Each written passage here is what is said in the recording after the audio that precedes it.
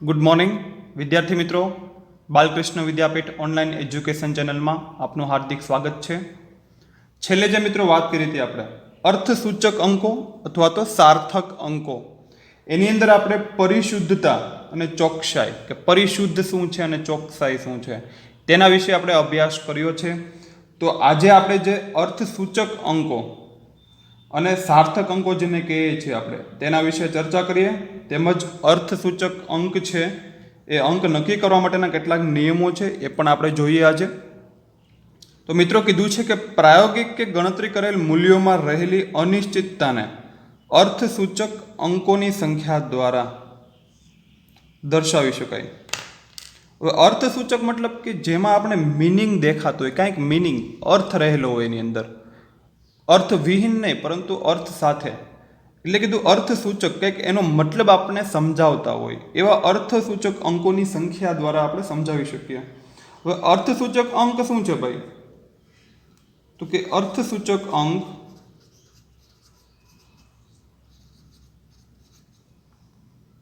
અર્થપૂર્ણ અંક છે। અર્થપૂર્ણ મતલબ કે જે મિનિંગ છે, અર્થ હેતુ છે, મિનિંગ એ પૂર્ણ કરે છે, એટલા માટે અર્થપૂર્ણ અંક છે।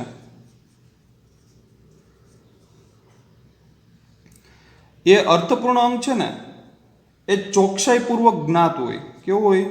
કે જે ચોકસાઈપૂર્વક જ્ઞાત હોય છે। જ્ઞાત મતલબ આપણે જાણતા હોઈએ છીએ, બરોબર?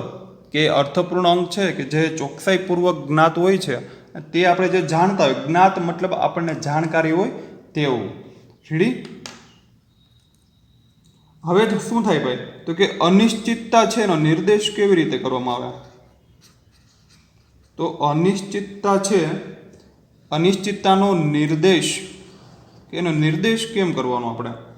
તો કે એનો નિર્દેશ કેટલાક અંક લખીને કરવામાં આવે।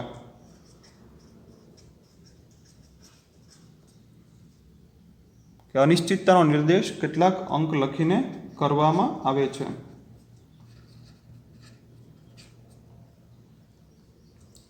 હવે મેં જે વાત કરી કે એનો ભાઈ અનિશ્ચિતતા છે એનો નિર્દેશ કરીએ આપણે કેટલાક અંક લખીને, બરોબર? તો એમાં છેલ્લો અંક હોય ને, કે જેમાં છેલ્લો અંક કેવો હોય? અનિશ્ચિત હોય છે। અનિશ્ચિત મતલબ કાંઈક ને કાંઈક એમાં ક્ષતિ રહેલી હોય, કે એમાં કદાચ વધઘટ થાય ખરી। વધઘટ કેટલી થાય ભાઈ? તો કે +or-1 ડિફરન્ટ હોય, વધારે ન હોય, બરોબર? એટલે કીધું કે ચલો ઉદાહરણ તરીકે વાત કરીએ આપણે। ધારો કે આપણે 11.2 ml લખીએ, આપણે 11.2 ml લખીએ આપણે, બરોબર? તો 11 છે ને, આગળના જે 11 કે 11 છે એ નિશ્ચિત છે,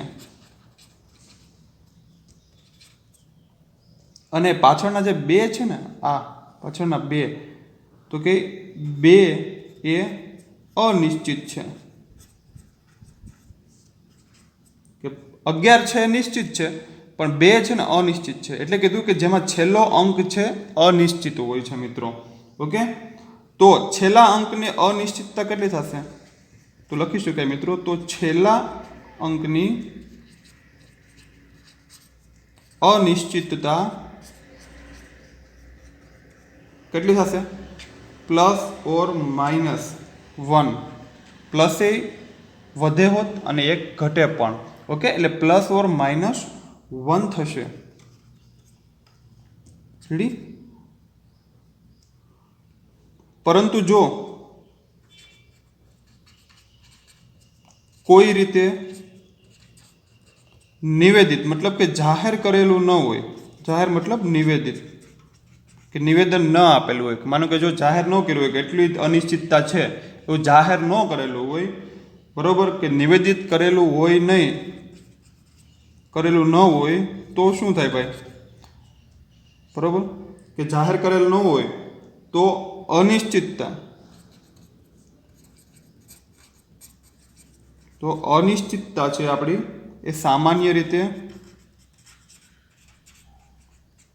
છેલ્લા અંકમાં કે જે આપણો છેલ્લો અંક છે તો કે છેલ્લા અંકમાં +or-1 તરીકે લેવામાં આવે છે। હવે મિત્રો વાત કરીએ આપણે કે અનિશ્ચિતતાનો નિર્દેશ છે કેટલાક અંક લખીને કરી શકીએ આપણે, પણ એ અંક લખીએ પણ એમાં છેલ્લો અંક હોય ને એ અનિશ્ચિત હોય। ઉદાહરણ તરીકે જો વાત કરીએ 11.2 ml કોઈ પણ છે દ્રાવણ કે એમાં 11 છે ને નિશ્ચિત છે, પણ 2 છે કેવું છે અનિશ્ચિત। અનિશ્ચિત મતલબ કે 2 વયું જશે બદલી જશે એવું નથી, પણ કદાચ એમાં ફેરફાર થાય તો 2 ના 3 થાય અને 2 નો 1 પણ થાય, એટલે કીધું કે +or-, રેડી, કે +or- જેટલી અનિશ્ચિતતા મિત્રો જોવા મળે છે। પરંતુ કદાચ આપણને મોટાભાગે કહી દઈએ કે ભાઈ ચલો હું તમને એક્ઝામ્પલ તરીકે કહું કે ભાઈ મારું દ્રાવણ છે ને 80.4 લીટર જેટલું છે, બરોબર, 80.4 લીટર, હું તમને કહું 80 છે પણ 4 ને બદલે કદાચ 5 હોય ને 6 પણ હોય, પણ એ મેં તમને અનિશ્ચિતતા તમને કહી દીધી છે મિત્રો, મેં એ તમને અનિશ્ચિતતા જાહેર કરેલી છે। પણ કદાચ જો અનિશ્ચિતતા જાહેર કે મતલબ નિવેદિત કરેલી ન હોય તો આપણે શું સમજવાનું, તો એ સામાન્ય રીતે છેલ્લા અંકમાં +or-1 તરીકે લેવામાં આવે છે। ઓકે, ચલો હવે જે છે કે અર્થસૂચક અંક,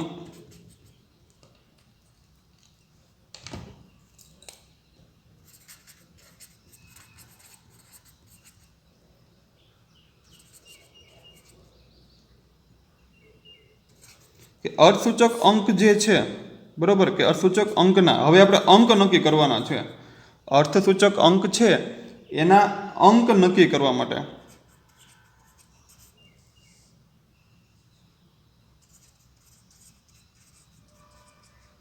કેટલાક નિયમો જોઈએ આપણે।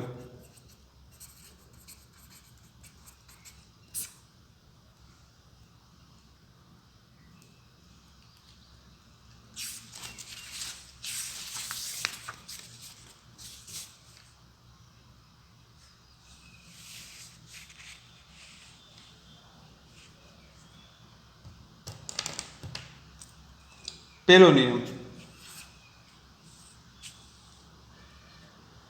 શું છે ભાઈ, તો કે બધા જ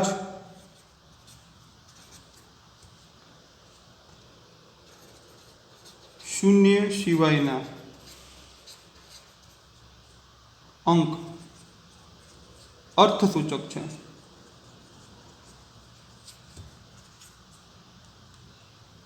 શું કીધું છે પહેલો નિયમ, બધા જ શૂન્ય સિવાયના અંક, હવે શૂન્ય હોય એ નહીં પરંતુ શૂન્ય સિવાયના અંક છે ને એ મિત્રો અર્થસૂચક છે। ઉદાહરણ તરીકે વાત કરીએ આપણે કે ચલો 425 ml છે, કે 425 ml અથવા તો 385 સેન્ટીમીટર લઈએ આપણે, બરોબર। એક બીજું એક્ઝામ્પલ લઈ લઈએ આપણે કે 0.48 ml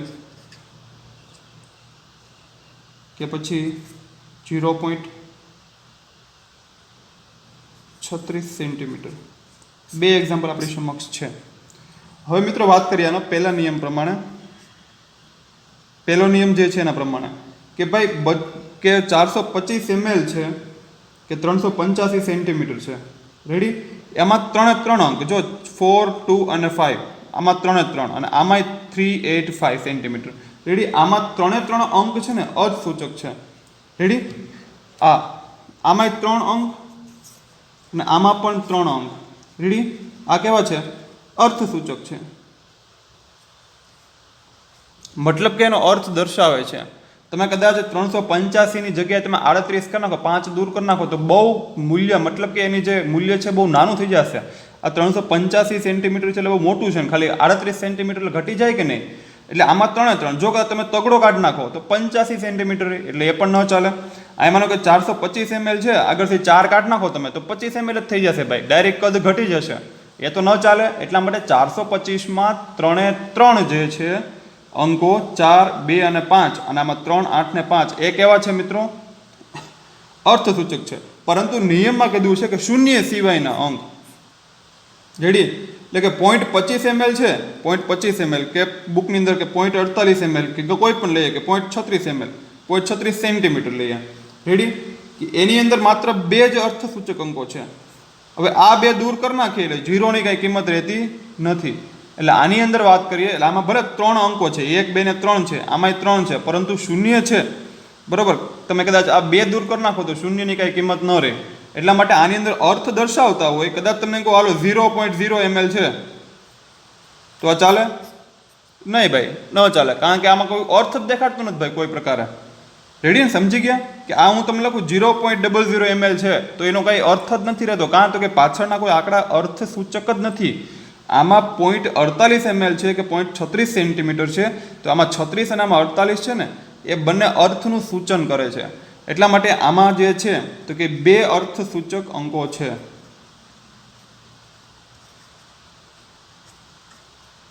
ખબર પડી ગઈ આની અંદર?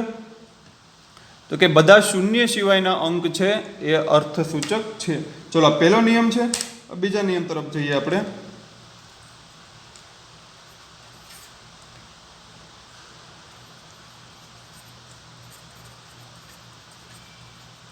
શૂન્ય સિવાયના અંકની આગળનો શૂન્ય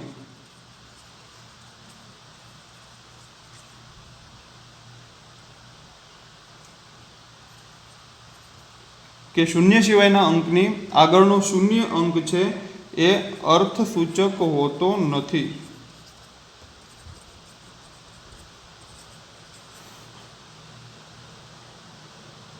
અને આવા શૂન્ય છે માત્ર દશાંશ ચિહ્નનું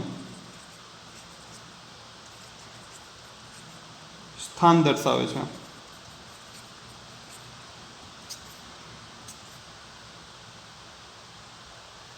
ઓકે, ઉદાહરણ તરીકે લઈએ આપણે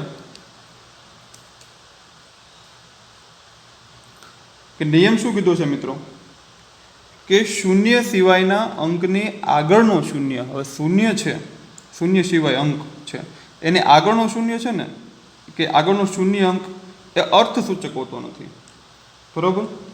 અને આવા શૂન્ય માત્ર દશાંશ ચિહ્નનું સ્થાન દર્શાવે છે.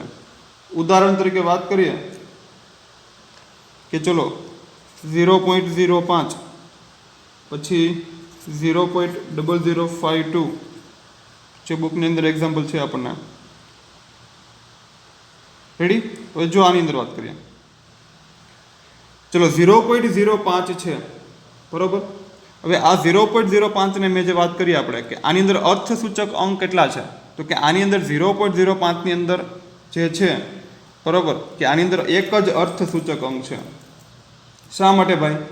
તો કે આની અંદર 5 છે એ જ અર્થનું સૂચન કરે છે, એટલે માત્ર એક જ અર્થસૂચક અંક. અને આની અંદર વાત કરીએ આપણે 0.0052. હવે આ 0.0052 છે ને, એમાં આગળના જે શૂન્ય છે, બરોબર, આવડા જે છે આગળના શૂન્ય એ કાંઈ પણ મૂલ્ય નથી, પરંતુ એ અર્થ દેખાડતા નથી, પરંતુ 5 અને 2 જે છે એ આખું જે મૂલ્ય છે ને 0.0052 એનું જ અર્થનું સૂચન કરે છે. એટલા માટે આમાં માત્ર 2 જ અર્થસૂચક અંકો છે. અને આગળના જે આવા શૂન્યો જે છે ને મિત્રો, એટલે કીધું આવા શૂન્યો છે ને માત્ર દશાંશ ચિહ્નનું સ્થાન દર્શાવે છે. હવે તમને વાત કરીએ આગળ કે ચલો આની અંદર મેં વાત કરી હતી હમણાં આગળ કે ચલો 0.48 છે અહીંયા, જો અહીંયા તો કે આ 2 અર્થસૂચક છે. આપણે થાય સાહેબ આ 0 પર પછી આ 0 અને 5 છે, આ 2 સૂચન ન કરે? ખરેખર પ્રશ્ન થવો જોઈએ કે ભાઈ અહીંયા 0.48 છે, 2 આંકડા અર્થનું સૂચન કરે છે, તો અહીંયા 0.05 ની અંદર છે તો 0 પછીની કિંમત 0.5 એ બંને અર્થનું સૂચન કરતા હોવા જોઈએ કે નહીં? પરંતુ મિત્રો નહીં કરે, કારણ કે અહીંયા કીધું છે કે શૂન્ય સિવાયના અંકની આગળનો શૂન્ય અંક છે ને, બરોબર, એ અર્થસૂચક હોતો નથી. એટલા માટે અને આવા શૂન્ય શું કરે તો કે માત્ર દશાંશ ચિહ્નનું સ્થાન જ દર્શાવે છે. એટલે કે 0.0052 માત્ર 2 જ કેટલા 2 ઓનલી 2 જ અર્થસૂચક અંકો છે. અને જ્યારે 0.05 કે 0.04 કે જે હોય એની અંદર માત્ર એક જ અર્થસૂચક અંક હોય છે. ઓકે મિત્રો, તો વાત કરીએ નિયમ ત્રીજા ઉપર જઈએ આપણે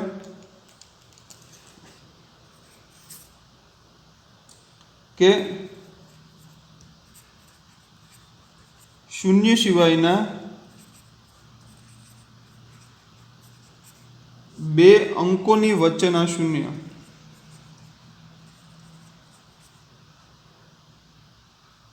બે અંકો વચ્ચેના શૂન્ય અંકો અર્થસૂચક છે.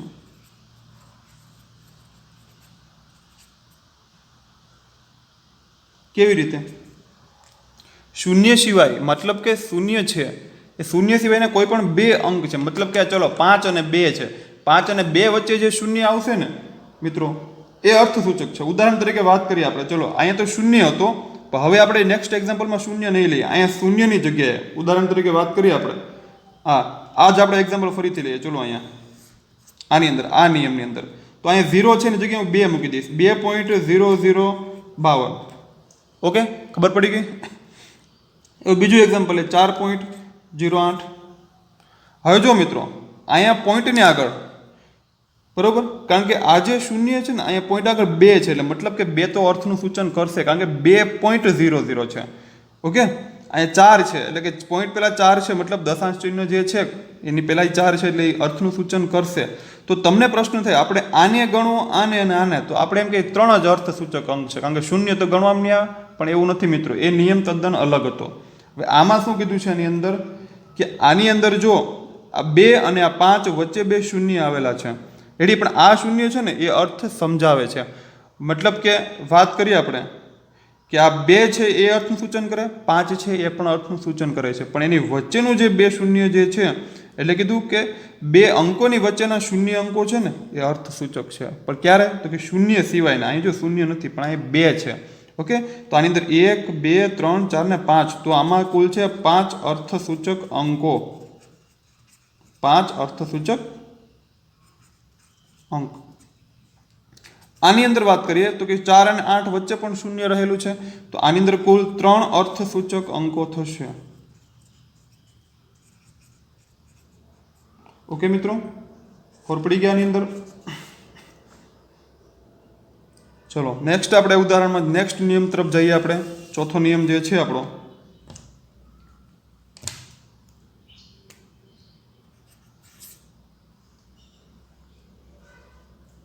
કે સંખ્યાની જમણી બાજુના છેડાની સંખ્યા, કોઈ પણ સંખ્યા છે એ સંખ્યાની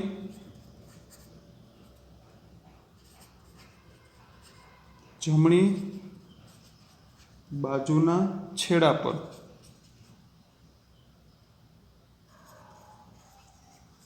શૂન્ય હોય તો તે અર્થસૂચક ગણાય છે.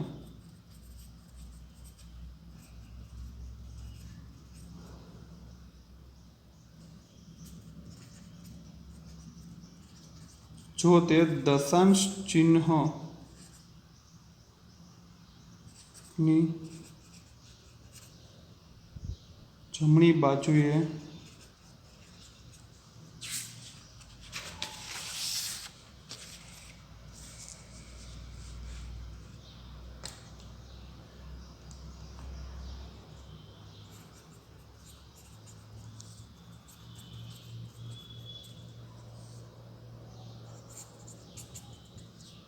હવે જો મિત્રો વાત કરીએ આપણે આની અંદર કે નિયમ ચોથો છે કે સંખ્યાની જમણી બાજુના છેડા પર શૂન્ય હોય તો યાદ રાખજો, કોઈ પણ સંખ્યા લખીએ આપણે, ચલો માનો કે આપણે 0.200 ગ્રામ લખીએ આપણે, બરાબર. એટલે શું કીધું આની અંદર કે સંખ્યાની જમણી બાજુ, એટલે જમણી બાજુ તો આ જ કહેવાય આપણી, આ ડાબી બાજુ છે, છેડા એના છેડા ઉપર શૂન્ય હોય તો તે અર્થસૂચક ગણાય છે.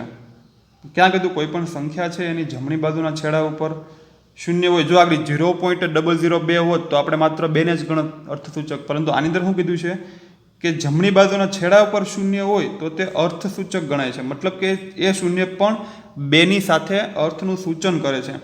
પણ જો તે દશાંશ ચિહ્નની જમણી બાજુએ આવેલા હોય તો, એટલે આ બાજુ, પણ અહીંયા તમે 0.000 કરીને પછી પોઈન્ટ લખો તો એ નથી, પરંતુ શું કીધું? દશાંશ ચિહ્ન છે, દશાંશ ચિહ્ન એની જમણી બાજુએ આવેલા હોય તો.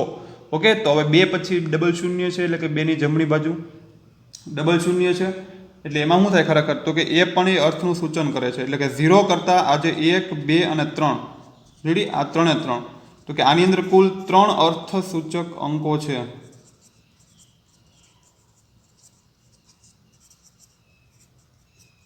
આ નિયમ ચોથા પ્રમાણે જોઈએ આપણે તો સંખ્યાની જમણી બાજુના છેડા ઉપર શૂન્ય હોય તો તેને અર્થસૂચક ગણીએ છીએ, પરંતુ જો તે દશાંશ ચિહ્નની જમણી બાજુએ આવેલા હોય તો એટલે આની અંદર આ શૂન્ય નથી ગણતા, પરંતુ 2 પછી ડબલ શૂન્ય છે, બરોબર, એને આપણે ગણીએ તો કે 2 પછી ડબલ શૂન્ય છે, એમ કુલ 3 અર્થસૂચક અંકો છે આની અંદર. હવે મિત્રો નેક્સ્ટ એક્ઝામ્પલની વાત કરીએ આપણે. આવી જ વાત કરીએ, કદાચ બીજું ઉદાહરણ લઈએ આપણે આની અંદર જ, બરોબર. પણ જો દશાંશ ચિહ્નની શું કીધું, આ દશાંશ ચિહ્ન છે એની જમણી બાજુ. ઓકે, હવે આવું જ બીજું એક્ઝામ્પલ લઈ લઈએ આપણે કે 100 લઈ લઈએ. ચલો 100 મતલબ આનો પોઈન્ટ ક્યાં હોય, આનો પોઈન્ટ લખવો હોય આપણે, 100 છે એનો પોઈન્ટ લખવો હોય ક્યાં લખાય, તો પોઈન્ટ અહીંયા હોય પણ આપણે લખતા નથી. ચલો અહીંયા પોઈન્ટ છે, ચલો 100, રેડી. આની અંદર શું થાય તો કે આની અંદર શું કીધું કે ભાઈ આમાં જમણી બાજુ દશાંશ ચિહ્ન જમણી બાજુ, પણ આમાં દશાંશ ચિહ્ન ડાબી બાજુ છે, તો શું કરશું ભાઈ, તો એ શૂન્યને અર્થસૂચક ગણવાના કે નહીં ગણવાના, એ પ્રશ્ન ઉદ્ભવે આપણને. તો મિત્રો ચલો વાત કરી લઈએ આની અંદર. પણ અહીંયા એક પાછું ટ્વિસ્ટ કરેલું છે કે ફરીથી લખેલું છે આની અંદર નિયમની અંદર, પરંતુ દશાંશ ચિહ્ન છે, દશાંશ ચિહ્ન સિવાયની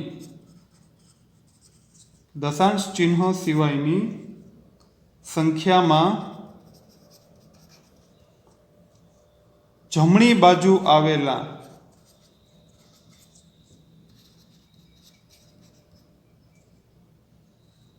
શૂન્ય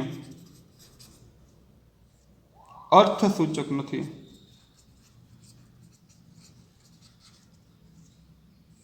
ખબર પડી? દશાંશ ચિહ્ન સિવાયની સંખ્યા હોય. હવે જો અહીંયા દશાંશ ચિહ્ન હતો, બરોબર, આ જમણી બાજુ હતું શૂન્ય, દશાંશ ચિહ્ન પછીની જે મૂલ્ય છે એમાં જમણી બાજુ, એટલે એ અર્થનું સૂચન કરતા હતા.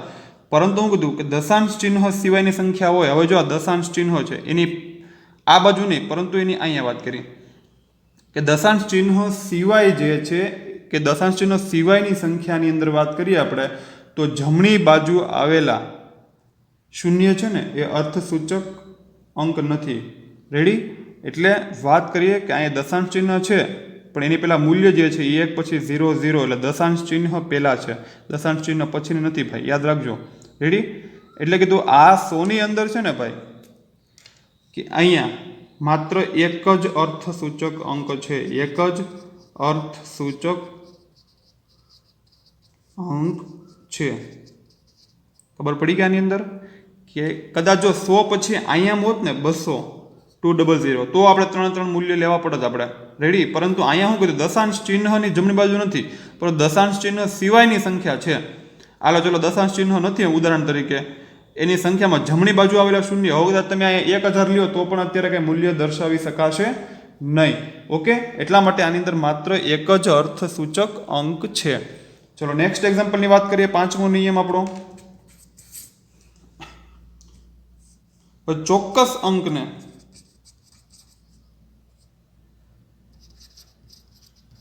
મિત્રો યાદ રાખજો, ચોક્કસ કીધું છે, કોઈ પણ પ્રકારનું અનિશ્ચિતતાની વાત નથી કરી આની અંદર, ચોક્કસ જ. હું તમને એમ કહેતો નથી કે ચલો એનું મૂલ્ય છે કે 24.285 ml જેટલું એપ્રોક્સિમેટલી છે, પણ એપ્રોક્સિમેટલી શબ્દ નથી બોલતા, એટલે અંદાજિત કે આશરે નથી કહેતા, આપણે ચોક્કસની વાત કરીએ છીએ અત્યારે. જુઓ, ચોક્કસ અંકને અનંત સંખ્યામાં આપણે કેમ તમે ઇંગ્લિશમાં ભણી ગયા હોય કે જે વસ્તુ જે છે કે અજોડ હોય, ઉદાહરણ તરીકે સન છે, બરોબર, સમુદ્ર છે કે મૂન છે, તો આપણે કેમ લખીએ ધ મૂન, ધ સન, કેમ કે ચોક્કસ છે ભાઈ, એમાં કોઈ પણ પ્રકારનો ફેર નથી. એટલા માટે બે જોડ કહીએ આપણે, બે નમૂન કહીએ. એવી રીતની અંદર કોઈ ચોક્કસ સંખ્યા હોય ને તો કે ચોક્કસ અંક છે એને અનંત સંખ્યામાં અર્થસૂચક અંકો હોય છે.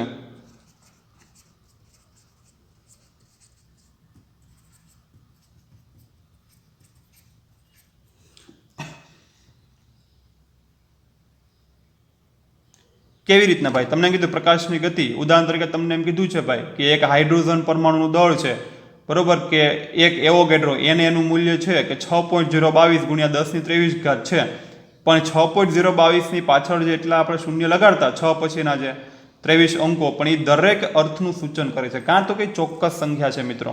રેડી? યાદ રાખજો. કોઈ માનો કે પ્રકાશની ગતિ વાત કરીએ આપણે, અથવા તો 1 મીટરનું જે માપ છે, અથવા તો પાણીના ત્રિબિંદુનું જે ઉષ્માગતિકીય વિધેય હતો, એ દરેકનો ચોક્કસ માપ કહેવાય. ચોક્કસ માપની અંદર કે ચોક્કસ અંકની અંદર છે ને ભાઈ, કે અનંત સંખ્યામાં અર્થસૂચક અંકો આવેલા હોય, તમે એમાં કોઈ પણ પ્રકારનો ફેરફાર ન કરી શકો. એટલી વાત કરીએ આપણે કે ઉદાહરણ તરીકે વાત કરીએ, કોઈ એક વિદ્યાર્થી પાસે કીધું છે કે તારી પાસે ભાઈ 20 દડા છે, બરોબર, કે એની પાસે 20 દડા છે,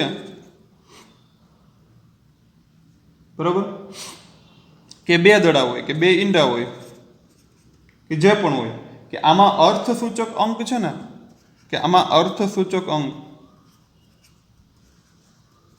અનંત હોય છે. એ ભાઈ ચોક્કસ આંકડો છે, 20 દડા છે, 2 ઈંડા છે, ચોક્કસ આંકડો છે. કાં ભાઈ? એટલે કીધું અર્થસૂચક અંક અનંત હોય છે. કેમ કે ચોક્કસ સંખ્યા છે અથવા ચોક્કસ અંક છે, અને ચોક્કસ અંક છે એટલે એમાં કોઈ પણ પ્રકારનો આપણે છેડછાડ ન કરી શકીએ. એટલા માટે એને કહીએ કે અનંત સંખ્યાની અંદર અર્થસૂચક અંકો છે. અને આને આપણે અનંત અંક સુધી પણ દર્શાવી શકીએ. અનંત અંક કેવી રીતના? ઉદાહરણ તરીકે 20 દડા છે તો આમે લખીએ કે 20.0000. રેડી? ઉદાહરણ તરીકે 2 ઈંડા છે તો 2.000 દર્શાવી શકીએ ભાઈ આપણે, બરોબર. ચલો હવે ઉદાહરણ તરીકે વાત કરીએ આપણે કે આપણે ઓલો વૈજ્ઞાનિક સંકેત ભણી ગયા, આપણે સાયન્ટિફિક નોટેશન ભણી ગયા ને, n ઇન્ટુ 10 ઉપર સ્મોલ n ઘાત ભણી ગયા કે નહીં?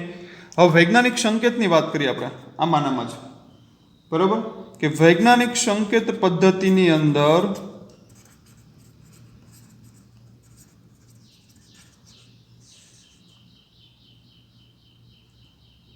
વૈજ્ઞાનિક સંકેત પદ્ધતિમાં જ્યારે અંકને લખવામાં આવે છે,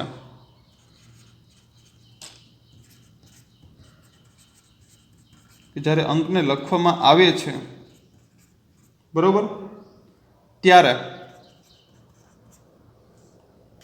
1 અને 10 વચ્ચેના અંકોની સંખ્યા અર્થસૂચક અંકની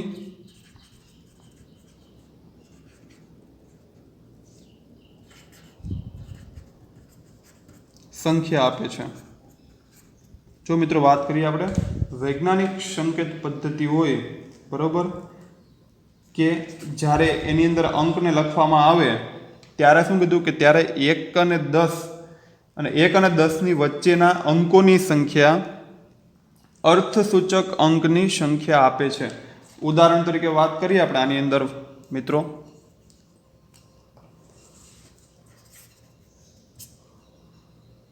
કે 4.01 ગુણ્યા 10⁵ છે. રેડી? હવે આની અંદર 4.01 છે તો આની અંદર 3 અંકો છે ને અર્થસૂચક છે ભાઈ, કાં તો કે વૈજ્ઞાનિક સંકેત પદ્ધતિ છે એટલે આની અંદર કુલ તો કે 3 અર્થસૂચક અંકો.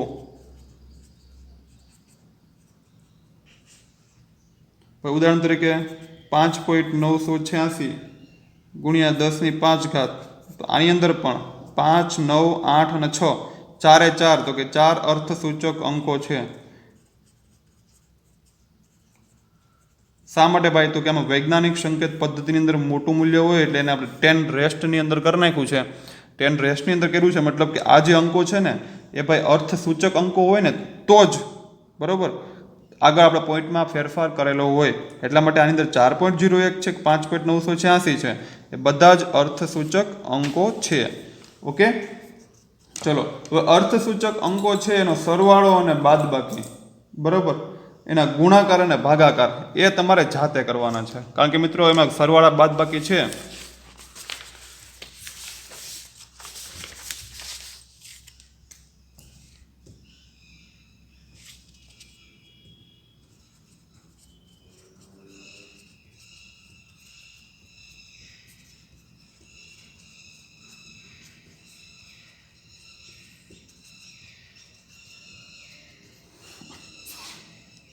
હવે અર્થસૂચક અંક છે એના સરવાળા અને બાદબાકી હવે એ આપણે સૌ કોઈ જાણતા જોઈએ કેમ કરવાનું હોય. હવે તમને કીધું કે સરવાળો કરી નાખો. ચલો મારી પાસે 2-3 મૂલ્યો તમને આપી દઉં કે ચલો 14.12 પછી 0.13 રેડી કે 1.18. હવે આનો તમને સરવાળો કરવાનું કંઈક તમે શું સરવાળો કરો? માનો કે આ 14.12 છે રેડી. એટલે યાદ કરવાનું આપણે કે મૂળ અંકોથી દશાંશ ચિહ્નની છે ને દશાંશ ચિહ્ન બરાબર. આપણે બુકની અંદર તમને કીધું જ છે દશાંશ ચિહ્ન બધા એક સેમ લઈ લેવાના, પછી આપણે સરવાળો બાદબાકી કરવાનું. એટલે કીધું પરિણામમાં મળતા અંકો જે છે એ બંને મૂળ અંકોથી દશાંશ ચિહ્નની જમણી બાજુના અંક કરતાં વધારે હોઈ શકે નહીં. એ તમારે ગુણાકાર અને ભાગાકાર બંને જાતે કરવાના છે બરાબર. ઉદાહરણ તરીકે વાત કરીએ આપણે કે 0.13 છે તો હું લખશું તો કે 0.13. 1.18 છે તો કે 1.18 રેડી. આવી રીતના આનો સરવાળો કરી નાખવાનો છે રેડી. તો મિત્રો સરવાળા અને બાદબાકી તેમજ ગુણાકાર અને ભાગાકાર છે બરાબર. એ બંને કે ગુણાકાર અને ભાગાકાર બહુ સરળ છે, તમને બધાને મોટા ભાગે આવડે જ છે બધાને. ગુણાકાર અને ભાગાકાર છે એ પણ તમારે જાતે લખવાનું છે અને એનું સોલ્યુશન કરવાનું છે. ઓકે, આપણે હવે નેક્સ્ટ લેક્ચરની અંદર રાઉન્ડ ઓફ જેને આપણે કહીએ છીએ સનિકટતા. રાઉન્ડ ઓફ કેમ કરવું, સનિકટતા કેવી રીતના કરી શકીએ, ચલો એ સનિકટતા માટેના થોડાક નિયમો પણ છે અને સનિકટતાનો ઉપયોગ ક્યાં કરી શકીએ આપણે અને સનિકટતા ક્યાં આધારે કરી શકીએ એના વિશે આપણે નેક્સ્ટ લેક્ચરમાં વધુ અભ્યાસ કરશું. આજે માત્ર એટલું જ. આપનો દિવસ શુભ રહે.